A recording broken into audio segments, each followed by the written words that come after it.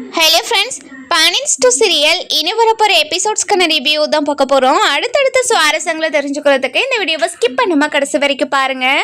நம்ம குமார் இருந்துட்டு முத்துவேலை கீழே தள்ளி விட்டதுனால இப்போ முத்துவேல் ரொம்ப சீரியஸாக ஹாஸ்பிட்டலில் இருக்கார். இது எல்லாத்துக்குமே காரணம் கதிர் தான் அப்படின்னு ரொம்பவே கோவமாக நம்ம குமார் பழி வாங்குற எண்ணத்தோட சத்துவேல் கிட்ட சொல்லவும் சத்துவேல் பயங்கர கோவத்தில் கதிரை அடின்னு அடிச்சுக்கிட்டே இருக்காங்க.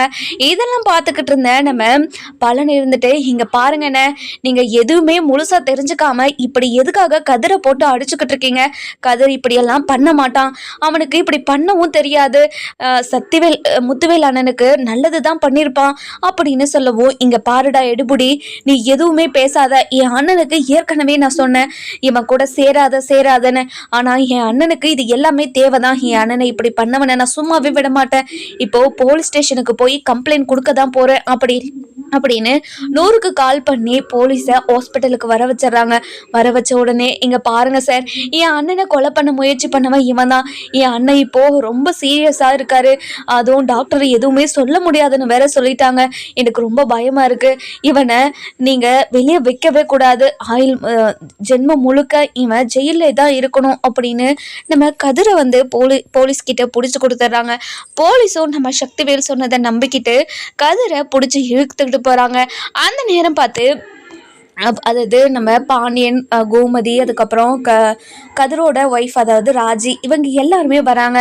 வந்து நம்ம கதிரை போலீஸ் வந்து அரெஸ்ட் பண்ணிட்டு போகிறத பார்த்துட்டு பயங்கரமாக ஷாக் ஆயிடுறாங்க.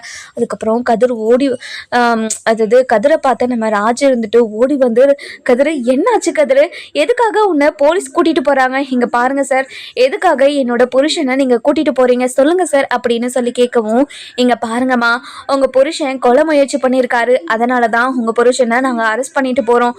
எதுவாக இருந்தாலும் நீங்கள் ஸ்டேஷனில் வந்து பேசுங்கம்மா அப்படின்னு நம்ம கதிரை கூட்டிகிட்டு கிளம்பிடுறாங்க.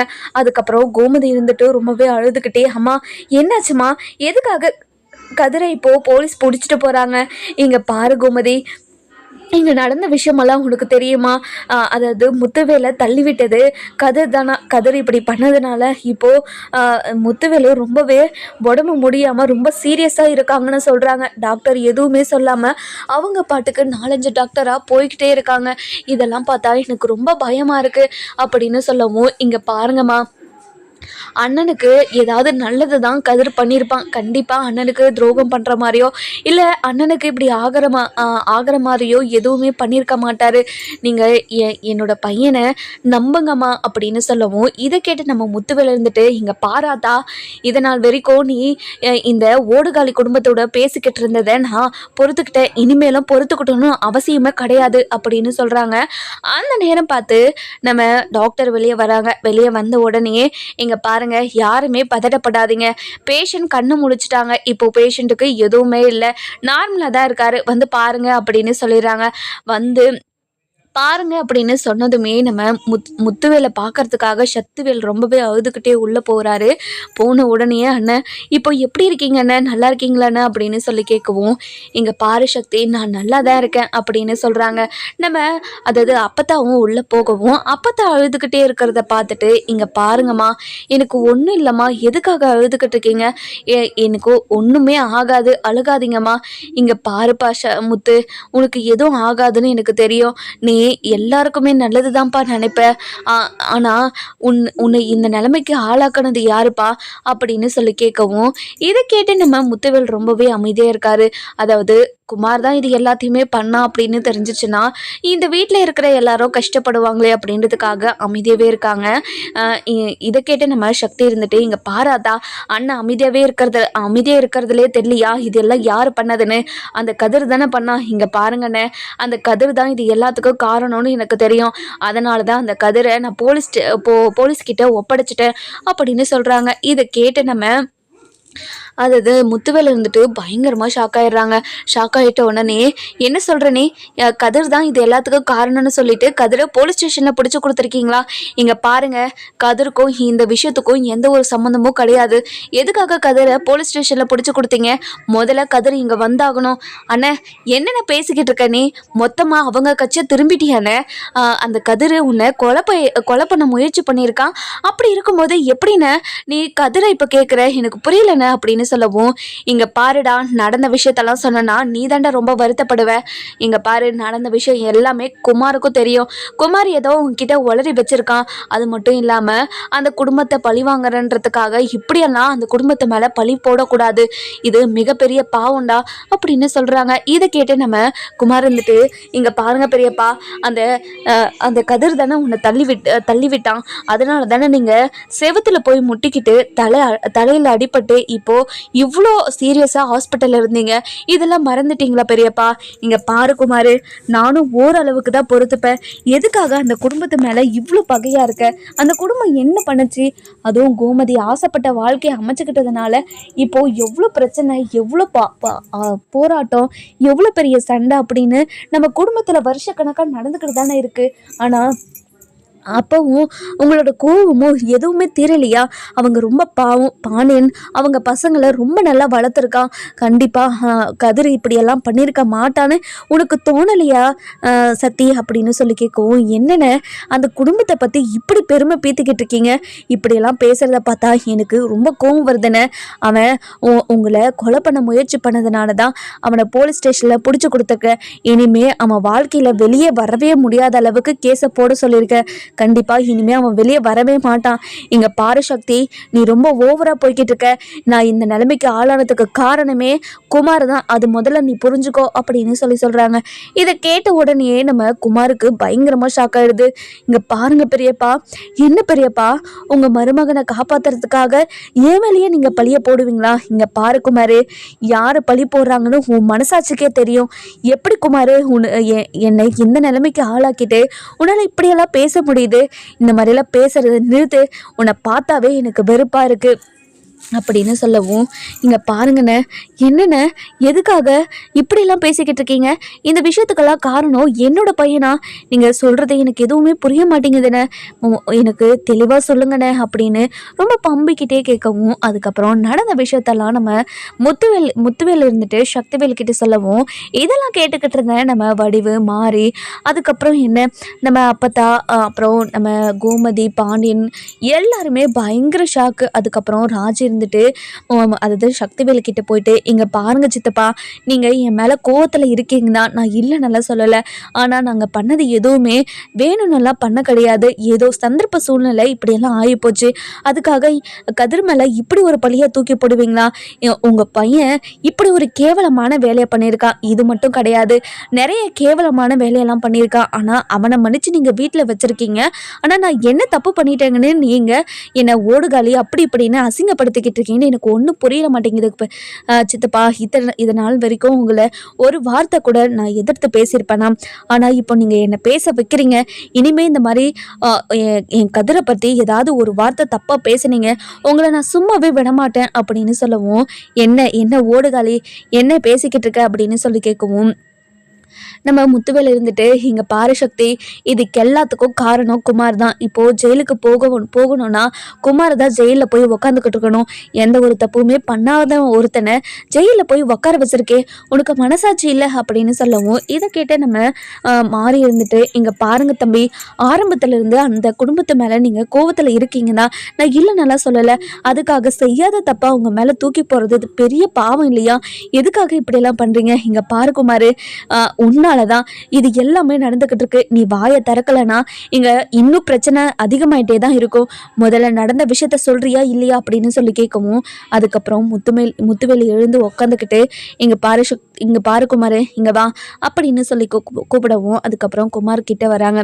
வந்த உடனே குமார் கன்னத்திலேயே ஒரு அரை பல்லார்னு விட்டுட்டு, இங்க பாரு குமாரு, நீயா இருக்க போய் உங்க கன்னத்துல ஒரு அறையோடு நிப்பாட்டி இருக்க. என்ன நடந்துச்சுன்னு எல்லா உண்மையும் இப்போ சக்தி கிட்ட சொல்லலைன்னா அவ்வளோதான், இனிமே ஜென்மத்துக்கும் உங்ககிட்ட பேசவே மாட்டேன். அது மட்டும் இல்லாமல் அந்த வீட்டு வாசப்படியை கூட மிதிக்க மாட்டேன். முதல்ல எல்லாம் நடந்த விஷயத்தெல்லாம் சொல்லு. இப்படி சொன்ன உடனே நம்ம அப்பதான் இருந்துட்டு, ஏயா முத்து, எதுக்காகயே அப்படியெல்லாம் பேசிக்கிட்டு இருக்க? இங்க பாருங்க ஆத்தா, அந்த குடும்பத்துல இருக்கிற எல்லாருமே ரொம்ப நல்லவங்க. அவங்கள புரிஞ்சுக்காம எத்தனை வருஷமா நான் சண்டை போட்டுக்கிட்டே இருந்துட்டேனே நினைச்சாவே எனக்கு ரொம்ப ரொம்ப மனசு ரொம்ப உறுத்தலா இருக்கு, கஷ்டமாவும் இருக்கு. அப்படிப்பட்டவங்க மேல எந்த ஒரு தப்புமே பண்ணாம ஜெயில உட்கார வச்சிருக்காங்க, அது தப்பு இல்லையா அப்படின்னு சொல்லவும், இங்க பாருங்க பெரியப்பா, உங்களை நான் தான் தெரியாம தள்ளிவிட்டேன், அதுக்காக இப்போ என்ன இப்படியெல்லாம் பேசுவீங்களா பெரியப்பா? இங்க பாரு குமாரு, என்னதான் நடந்தாலும் எந்த சூழ்நிலையா இருந்தாலும் தப்பே பண்ணாதவங்க ஒருத்தர் மேல இப்படி ஒரு பழியை சுமத்துறது மிகப்பெரிய தப்பு. இனிமேலாவது திருந்து, இங்க பாரு சக்தி, இப்போவாவது புரிஞ்சுக்கிட்டியா கதிர் மேல எந்த ஒரு தப்பும் இல்லைன்னு? முதல்ல கதிர் மேல எந்த ஒரு தப்பும் இல்லைன்னு போலீஸ் கிட்ட போய் சொல்லிட்டு முதல்ல கதிரை கூட்டிட்டு இங்க வா, இல்லைன்னா நான் உங்க வீட்டுக்கு வரவும் மாட்டேன். இனிமே நான் எங்கேயாவது என் பொழப்ப பார்த்துக்கிட்டு போய்கிட்டே இருக்கேன். அண்ணன் என்னென்ன இப்படிலாம் பேசிக்கிட்டு இருக்க? இங்க பாருடா குமாரு, நீ பண்ண வேலையால அண்ணன் நம்ம வீட்டுக்கு வரமாட்டேன்னு சொல்லுது பாருடா, எப்படா உன்னால இப்படியெல்லாம் பண்ண முடிஞ்சிச்சு அப்படின்னு சொல்லி கேட்கவும், இதெல்லாம் கேட்டுக்கிட்டு இருந்தேன் நம்ம அது கோமதி இருந்துட்டு, அண்ணன் இங்க பாருங்கண்ணே, என் பையனுக்கு சப்போர்ட்டா நீங்க பேசுறது எனக்கு எவ்வளவு சந்தோஷமா இருக்கு தெரியுமா? இல்ல கோமதி, உன் பையன் ரொம்ப ரொம்ப நல்ல பையன். உன் பையனை நீ ரொம்ப நல்லா வளர்த்துருக்க தெரியுமா? ஒவ்வொரு நிமிஷமும் உன் பையனை நினச்சி நான் ரொம்ப தகச்சு போய் தான் நிற்கிறேன். இப்படி ஒரு பையன் என் பொண்ணுக்கு புருஷனாக வந்தது என் பொண்ணு கொடுத்து வச்சிருக்கணும். எந்த ஜென்மத்தில் எந்த புண்ணியத்தை பண்ணான்னு தெரியல.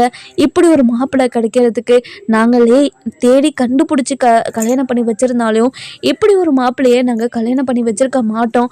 எனக்கு இப்போ தான் புரிஞ்சுது அப்படின்னு சொல்லவும், இதெல்லாம் கேட்டுக்கிட்டு இருந்த சக்திக்கு பயங்கர கோவம் வருது.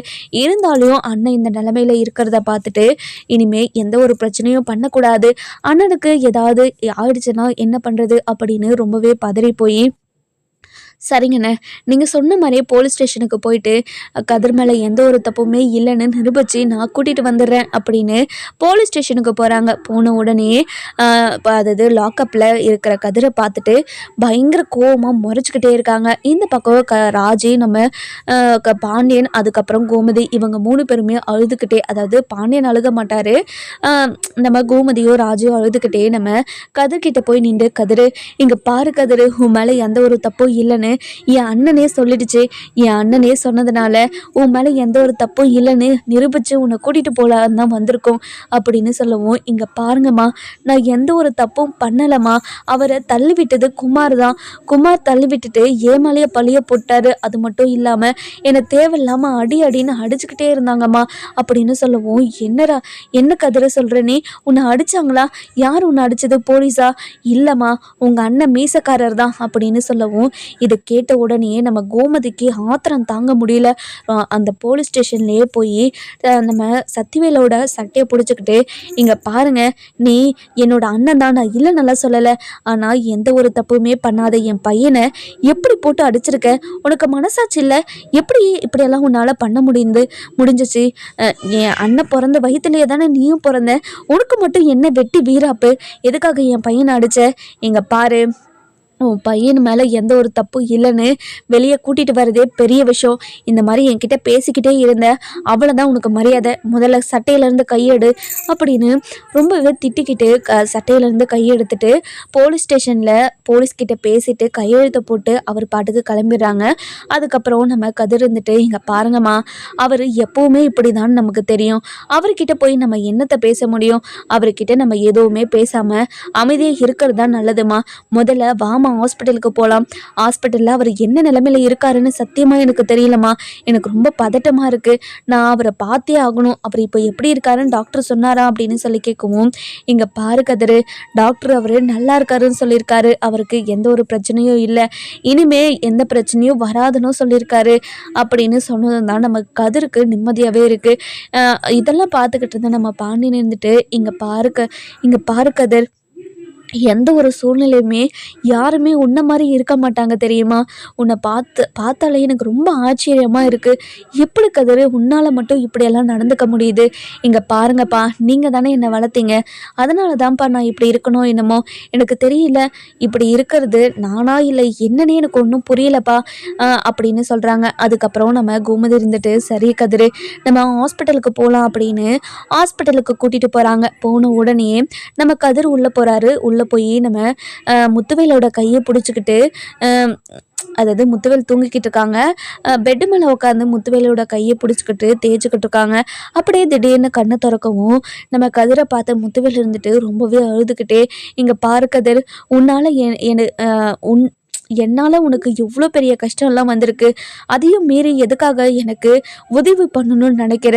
இந்த மாதிரியெல்லாம் பண்ணாத. எனக்கு தான் ரொம்ப கஷ்டமாக இருக்குது. இனிமேல் என்னோட விஷயத்தில் நீ எதுவுமே தலையிடாத.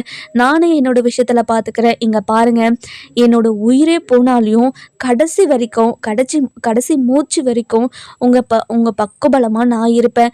நீங்கள் கவலைப்படாதீங்க. என்ன நினச்சலாம் நீங்கள் வருத்தப்படணும்னு அவசியமே கிடையாது.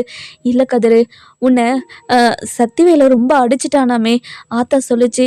எனக்கு ரொம்ப கஷ்டமாக இருக்குது. ரொம்ப அடிச்சிட்டானா? ரொம்ப வலிக்குதா? இங்கே பாருங்க, அதை பற்றியெல்லாம் நீங்கள் கவலைப்படாதீங்க. எனக்கு அதெல்லாம் ஒரு வலியே கிடையாது. நீங்கள் இப்போ எப்படி இருக்கீங்க? இப்போ உங்களுக்கு பரவாயில்லையா? எங்கேயாச்சும் வலி இருக்கா அப்படின்னு சொல்லி கேட்கவும், இங்கே பாரு கதிரு, இவ்வளோ நடந்ததுக்கப்புறமும் என்கிட்ட எப்படி உன்னால் நார்மலாக பேச முடியுது? என்னால் நம்பவே முடியல. உன்னோட அப்பாவும் அம்மாவும் உன்னை ரொம்ப நல்லா வளர்த்துருக்காங்க.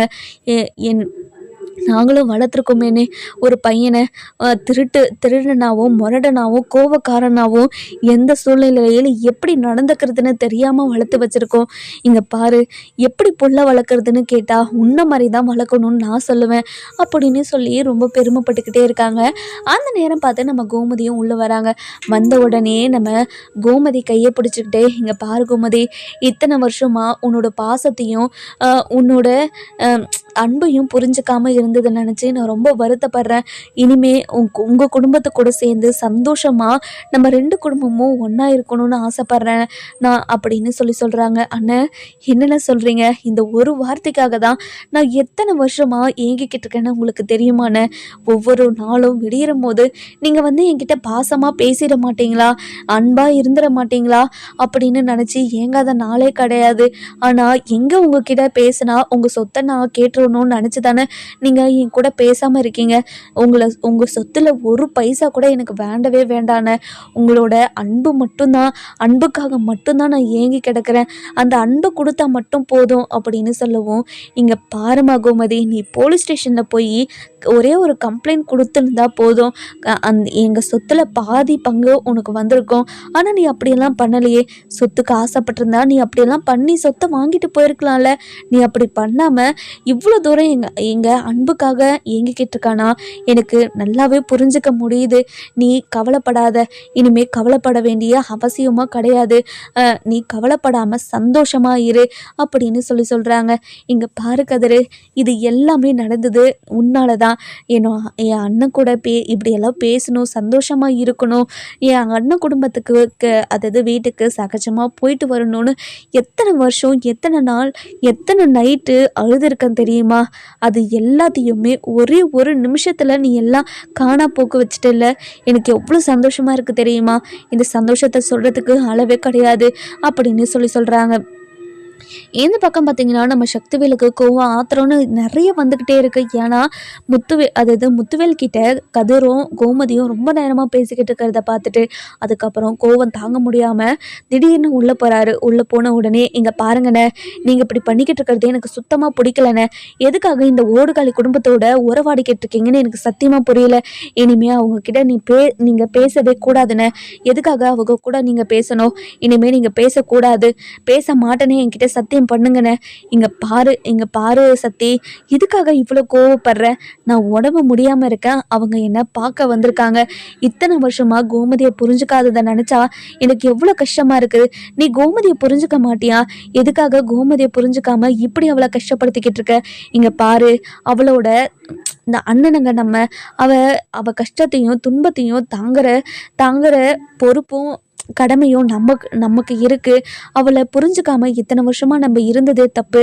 அதனால் நீ இப்படியெல்லாம் பேசாமல் கோமதி மனசை புரிஞ்சுக்கிட்டு நீயும் இருக்க பாரு அப்படின்னு சொல்லிடுறாங்க. இங்கே பாருங்கண்ணே, நீங்கள் உடம்பு முடியாமல் இருக்கீங்கன்றதுக்கு ஒரே ஒரு காரணத்துக்காக மட்டும்தான் நான் இவ்வளோ பொறுமையாக பேசிக்கிட்டு இருக்கேன். இல்லைன்னா இங்கே நடக்கிறதே வேற அப்படின்னு சொல்கிறாங்க. இதை கேட்ட கோமதி இருந்துட்டு, இங்கே பாருங்கண்ணே, உங்கள் உடம்பு சரியாகணும், இங்கே சண்டை போகிறதுக்காகலாம் நான் வரல. நீங்கள் சந்தோஷமாக இனிமே எதை பற்றியும் யோசிக்காமல் இருங்க. உங்கள் உடம்புக்கு ஒன்றுமே இல்லை, நீங்கள் சீக்கிரமாக குணமாயிடுவீங்க. சந்தோஷமாக இருங்கண்ணே. இனிமே அடிக்கடிக்கு உங்கள் கூட பேசலனாலையும் எப்பயாவது ஒரு முறை நான் உங்கள் கூட பேசுகிறேன் அப்படின்னு சொல்கிறாங்க. இதை கேட்ட உடனே சக்தி இருந்துட்டு ரொம்ப கோவமா, இங்கே பாரு ஓடுகாளி, இனிமே நீ என்னைக்காவது என் அண்ணன் கூட பேசுகிறத பார்த்தேன், என் அண்ணனை கூட்டிகிட்டு எங்கேயாவது கண்காணா தேசத்துக்கு போயிடுவேன்.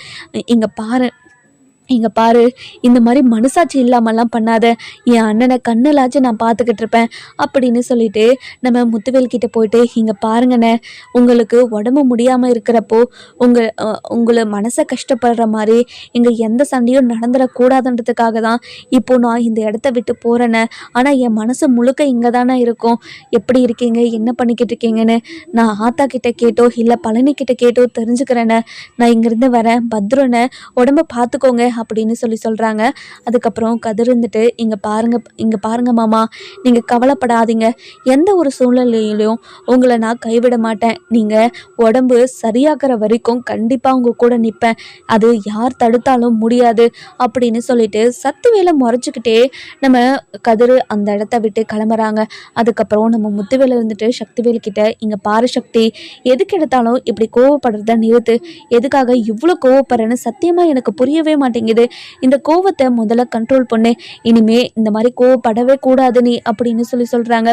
இதை கேட்ட உடனே நம்ம அதாவது சக்தி இருந்துட்டு, இங்கே பாருங்கண்ணே, நீங்கள் அந்த குடும்பத்தை கூட உறவாடாமல் இருந்தாலே எனக்கு கோபம் வராது, இனிமே அதை மட்டும் பண்ணாமல் இருங்க அப்படின்னு சொல்கிறாங்க. அதுக்கப்புறம் என்ன, நம்ம மாரியும் அப்பத்தாவும் உள்ளே வராங்க. உள்ளே வந்த உடனே இங்கே பாருங்கள், நீங்கள் இந்த நிலைமைக்கு ஆளானதுக்கு காரணமே நம்ம குமார் தானங்க. குமார் வீட்டில் வந்து கதிர் தான் இது எல்லாத்துக்கும் காரணம்னு சொன்ன உடனே என் மனசு எப்படியெல்லாம் கஷ்டப்பட்டுச்சு தெரியுமா. கதிர் இப்படியெல்லாம் பண்ண மாட்டான்னு ஒரு பக்கம் தோணுது, ஆனால் இப்படியெல்லாம் பண்ணிட்டானேன்னு ஒரு பக்கம் தோணுது. எனக்கு இப்படியெல்லாம் இருந்துச்சுன்னு உங்களுக்கு தெரியுமாங்க. இதெல்லாம் நினச்சி எவ்வளோ வருத்தப்பட்டேன். உங்களுக்கு ஏதாவது ஆயிடுமோன்னு நினச்சி நான் ரொம்ப வருத்தப்பட்டேங்க. இங்கே பாரு வடிவு, நீ கவலைப்படாத, நீ இவ்வளோ கவலைப்பட வேண்டிய அவசியமும் கிடையாது. கதிர் இருக்க வரைக்கும் கண்டிப்பாக எனக்கு எதுவும் ஆகாது. கதிர் கண்டிப்பாக என்னை காப்பாற்றிடுவான்னு எனக்கு நம்பிக்கை இருந்துச்சு. குமார் தான் தேவையில்லாமல் வந்து சண்டை போட்டு என்னை தள்ளி விட்டதுனால தான் நான் போய் செவுத்தில் தலைக்கு இடிச்சுக்கிச்சு. அதுக்கப்புறம் என்னாச்சுன்னு எனக்கே தெரியல. அதுக்கப்புறம் கதிர் தான் ஹாஸ்பிட்டலுக்கு கூட்டிகிட்டு வந்து என்னை அட்மிட் பண்ணான் அப்படின்னு நடந்த விஷயத்தெல்லாம் பேசிக்கிட்டு இருக்காங்க. இந்த பக்கம் பார்த்தீங்கன்னா நம்ம அதாவது முத்துவேல் பற்றி யோசிக்கிறத விட்டுட்டு இப்போது சரவணனை பற்றி யோசிக்க ஆரம்பிச்சிடுறாங்க நம்ம கோமதி. சரவணன் எதுக்காக இப்படியெல்லாம் பண்ணிக்கிட்டு இருக்கான், எதுக்காக இவ்வளோ நடந்த பிறகும் அந்த பொண்ணு கூட எப்படி பேச நம்ம சரவணனுக்கு மனசு வந்தது எனக்கு சத்தியமாக புரியல. இப்போது சரவணன் மேலே தான் எல்லா தப்புமே இருக்கிற மாதிரி தோணுது அப்படின்னு சொல்லிட்டு பயங்கர கோபத்தோட ஆவேசத்தோட அப்படியே யோசிச்சுக்கிட்டு இருக்காங்க. அந்த நேரம் பார்த்து நம்ம பாண்டியன் வராரு. வந்த உடனே நம்ம பாண்டியன் இருந்துட்டு கோமதி கிட்ட போய் உட்காந்து, கோமதி இந்த பேகு போய் அங்கே வச்சுட்டு வா அப்படின்னு சொல்லி கொடுக்கவும் கோமதி எதுவுமே கண்டுக்காமல் அமைதியே உட்காந்துக்கிட்டே இருக்காங்க. இதை பார்த்து நம்ம பாண்டியன் இருந்துட்டு ரொம்பவே ஷாக்கிங்காக அதுக்கப்புறம் கோமதியை தட்டி, கோமதி என்னாச்சு, என்ன யோசிச்சுக்கிட்டு இருக்க, அண்ணனுக்கு ஏதாச்சும் ஆயிடுமோன்னு பயப்படுறியா? இல்லைங்க, அண்ணனுக்கு எதுவும் ஆகாதுன்னு எனக்கு தெரியும், ஆனால் அண்ணனை பற்றியெல்லாம் நான் இப்போ யோசிக்கல. இப்போ யோசிக்கிறது எல்லாமே சரவணனை பற்றி தான். சரவணன் எதுக்காகங்க இப்படியெல்லாம் பண்ணுறான், அவன் பண்ணுறது சுத்தமாக சரியில்லைங்க. என்ன கோமதியாச்சு, என்ன பண்ணா, சரவணன் என்ன பண்ணா அப்படின்னு சொல்லி கேட்கவும், இங்கே பாருங்கள், சரவணனை இன்றைக்கி நான் கோவிலில் பார்த்தேன். கோவிலில் அவனை மட்டும் பார்க்கல, அவன் கூட ஒரு பொண்ணையும் பார்த்தேன் அப்படின்னு சொல்கிறாங்க. இதை கேட்ட உடனே பாண்டியனுக்கு பயங்கரமாக ஷாக் ஆகிடுது. என்ன கோமதி சொல்கிற? இங்கே பாருங்க, அவன் ரொம்ப தப்பான வழியில் போகிறானோன்னு எனக்கு தோணுதுங்க. இப்படியெல்லாம் நடக்குதுன்னு தெரிஞ்சும் நம்ம அமைதியாக இருக்கிறது ரொம்ப பெரிய தப்பு. அவனை கண்டிக்காமலாம் விடவே கூடாதுங்க. அவனை எப்படியாவது கண்டிச்சு அவனுக்கு குழந்தை பிறக்க போதுன்றத அவன் மண்டையில் ஏற்றணுங்க. என்னவோ நடந்து போச்சு. அந்த மயில் இப்போது மனசார திருந்திட்டாந்தாங்க எனக்கு தோணுது. அப்படி இருக்கிறப்போ சரவணன் அது எல்லாத்தையும் மன்னிச்சு ஏற்றுக்கிட்டு அந்த வாழ்க்கையை ஏற்றுக்கிட்டு வாழ்ந்தானா அந்த வாழ்க்கை எவ்வளோ அழகாக இருக்கணும் தெரியுமாங்க. ஏதோ தப்பு நடந்து போச்சு தான், அதுக்காக அவங்க என்னங்க பண்ண முடியும்?